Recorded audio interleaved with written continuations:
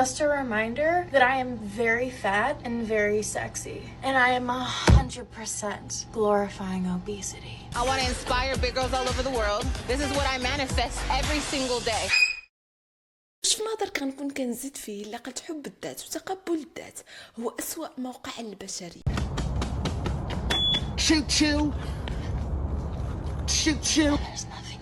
صحيح القرض عند مغزل، ولكن بالنسبه لي ما كنشوف حتى شي حاجه زوينه في الغلط. I'm fat and I'm sexy. I'm fat and I'm sexy. الغلط كيبقى سر الامراض اللي مرتبطه بالاسلوب ديال الحياه، وطبقا للاحصائيات هو اللي كيكون السبب في الموت ديال بزاف ديال الناس. Oh my god. على عكس دوف وفيكتوريا سيكريت بغاتك تبقى الجمال ما كيجيش في كاع الاحجام، وانا عارفه ما غنجيش زوينه وانا كنحدد الاحجام، هذا زوين هذا خايب. بنت الغليظه تدار عليها بزاف د الزواق اللي خلى البنت الضعيفه تشهى تولي بحالها، ولكن الغلط راه كيقتل قبل الوقت. I'm fat, that doesn't invalidate the things that I say. She died. You ready to get supersized? She died too. Today I got the big Fruit Loop. He's dead. Join me on my Fat Positive radio show. Which didn't last long because she died. ولكن الشركة على الأغلب ما بغاتكش تبقاي بخير بصحتك لفترة طويلة، لأنها الفلوس كاينة في الشحمة. Having a fat country makes us money. ليس فقط في إقناعك أنك تخلصي منها وتنزل الوزن، إنما حتى في أنك تقبلي راسك كيف ما انتي بشحمك ولحمك. دوف مثلا كيقول لك الجمال الحقيقي كيجي في جميع الأشكال والأحجام، وصنعوا في القراع ديالهم جميع الاشكال، وحنا كنتمنى ونقتنعوا ان هذا الشيء كامل باش يسبورتيو السيلف لوف جورني للنساء وصافي، ولكن لا، هذا الشيء ما كاينش. بحث صغير فقط غادي تلقى انه دوف في الاصل ديال يونيليفر، هي المالكه ديال بان اند جيريز ايس كريم وماغنم ايس كريم وبزاف ديال الايس كريمات وحدين اخرين وهالمتس مايو وبرجرز والاغذيه المجمده والليست طويله. واش ماشي حشومه عليك انك تشجع الزبائن ديالك انها تقبل جسمها الغليظ كيف ما هو، لانه زوين ما فيه ما يتعاب، باش انت تبيع ما امكن من الاغذيه المصنعه المجمده على ظهر جمالهم وصحتهم. معايير الجمال التقليدي ولات اكثر انفتاحا ومقبوله وغير معرفه عند الشركات، وهذا الشيء بالخصوص عند الشركات المنتجات التجميليه. لكن عرفتي شنو اللي كيمتلك هاد الشركات؟ شركات بحال ناسلي ويونيليفر اللي كيبيعوا لك اي حاجه من الايس كريمز والشوكولات للاغذيه المصنعه المجمده. ومن هنا كتفهم منين جاو الاشكال والاحجام د القرعه ديال دوف. وبزاف من اللي كيمجدوا الغلظ كيزوقوا الامر على انه تقبل وحب الذات.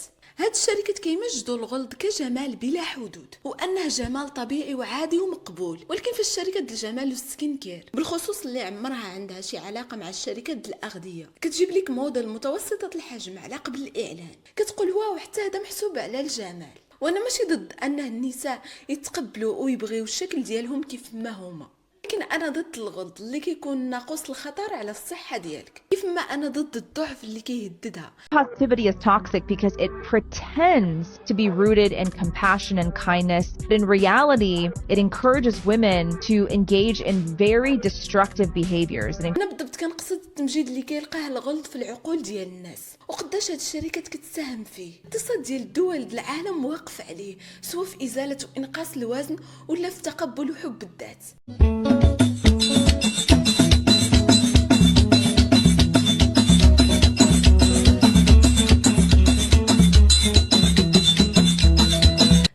كيشجع النساء يتقبلوا راسهم كيف ما هما، الامر اللي كيشجع على الامراض والسمنه والحياه الغير الصحيه. اغلب الحملات الاعلانيه ديال الباري بوزيتيفيتي ما مسوقينش ليك نهائيا، سواء تحبي راسك ولا تكرهيه. والحقيقه انا ما كنشوف حتى شي مشكل في الفات اكسبتنس اصلا، ولكن المشكل في شنو كيجي من بعدها. التقبل راه مهم، راه هو بدايه التغيير، ولكن التقبل اللي كيشجعك انك تكمل في الطريق اللي ما كتخدمش صحتك، حيت هو الجمال بلا حدود. ناري ما كيتفهمش ليا انايا كيفاش بنادم مشي ومقتنع بهاد الموفمنت هادي. راه شي حاجه خايبه جدا انك تغسل الادمغه ديال بنادم بالسلف لوف باش تبيع عليه اغذيه مصنعه تم تصميمها بالخصوص على انك تكون مدمن عليها، سهله تكال وما يمكنش تشبع منها. My dear sweet child, that's what I do. It's what I live for. علم البيانات كتقول حاجه والمائده المغربيه كتقول حاجه اخرى، انه ماشي غير الشركات العالميه للارباح ديالهم واقفه على التمجيد ديال السمنه. الغلظ والوزن الزائد في ثقافتنا هو الجمال المنشود، وكتلقى حتى الاسلوب د حياتنا كيساعدنا على الحصول على هذا النوع من الجمال. معروف علينا شعب كيتنفس السموم البيضاء، بنادم افكاره فيها ريحه المسمن والبغرير والملوي، اغلبيه ما كيدوش نهارو بلا ما يفطر ولا يدير كاسكروط بيهم، هو مفزقهم بالزيت والزبده والعسل. اللحسه تجاره كبيره عندنا، بنادم كيتنافس على اللحسه، الصغير والكبير، رجال واطفال، ماشي غير عيالات، حرفيا كلشي باغي يسمان ويسمن. حرفيا كنشوف ان الشغف اللي عندنا على الوزن الزائد والغلظ ما كتلقاهش عند الكسابه الحواله فاش كيقرب العيد الكبير.